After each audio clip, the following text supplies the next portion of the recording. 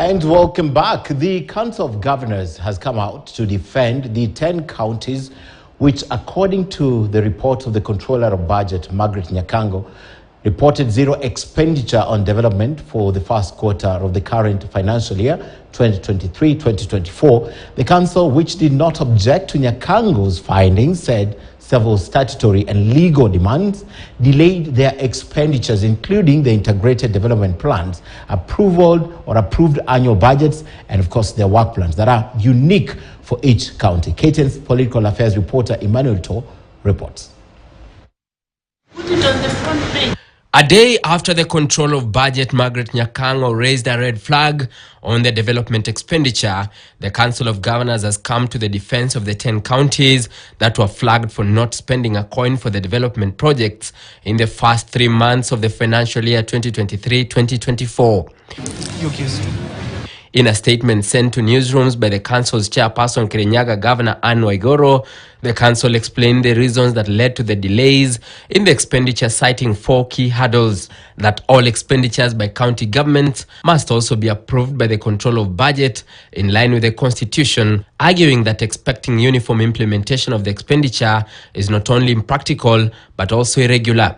COG adds that it takes about 4 months to complete a procurement process, which slows down the uptake of the development expenditure. The council adds that a majority of the monies paid out are pending bills on development that are not necessarily captured as development money. Your Excellency, the President. Further, the council faulted Parliament for not passing the Additional Allocations Bill 2023, which it says has constrained the disbursement of conditional grants to counties. It must be an accurate report, but it is not understood. That is what people are not getting, what it means. When you measure the first quarter of a financial year and what a county spends on, it is not possible to start a procurement process which takes more than 30 or something days, get a contractor to start work, the contractor to finish work, and for you to pay them in 90 days. Among the counties cited by the COB include Nairobi, Embu, Homa Bay, Kericho, Kilifi, Machakos, Samburu, Turkana, Wajir, and West Pokot. The counties that are shown to have spent on development is buying vehicles. That is not development, but it's on the development vote. That is the only kind of development expenditure or buying equipment that you can do in under 90 days. Typically, that process would be 4 months. The half-year report is more clear. Because in a half year, then you can gauge budget implementation.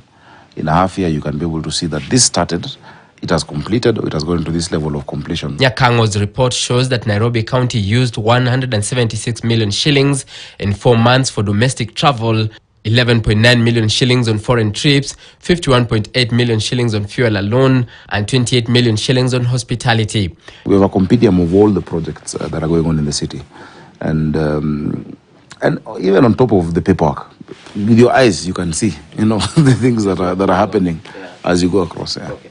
Nyakango, on the other hand, ranked Narok Governor Patrick Olintutu as the best governor in financing development projects, spending 1.3 billion shillings on development. The Kenya Kwanza administration has come under harsh